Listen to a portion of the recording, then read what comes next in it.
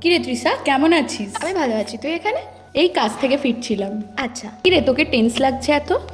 আরে আর বলিস না, ঋতিকার বয়ফ্রেন্ড আছে না, ওর সাথে চিট করছে। ওর বয়ফ্রেন্ড আমার সাথে মিসবিহেভ করেছিল, কিন্তু কিভাবে ঋতিকাকে বলবো বুঝতে পারছি না। তাহলে তো তোর বলে দেওয়া উচিত। হ্যাঁ, কিন্তু কিভাবে বলবো? তাহলে চল ওকে ফোন করি। হ্যাঁ, ওকে ডাকি এখানে, ধর। হ্যালো, তুই একবার ব্রিজে আসতে পারবি? আমরা দুজন ব্রিজে আছি, আমি আর পড়না। হ্যাঁ হ্যাঁ, ঠিক আছে, চলে আয়। ঠিক আছে, আসছে বললো। ঠিক আছে ঠিক আছে। বল, তোর কি বলার আছে? বলছিলাম তোর বয়ফ্রেন্ড না আমার সাথে। থাক, ও আমায় সব বলেছে। তুই আমার কাছের বন্ধু হয়ে এরকম করবি আমি বুঝতে পারিনি। আমি তো কিছু করিনি, ওই তো আমার সাথে জোর জবরদস্তি করছিল। আমি জানি কে কি করেছে। তুই আমার বিশ্বাসের এই দাম দিলি? তুই আমার বন্ধুই নয়। ও আমাকে বুঝলোই না, বল।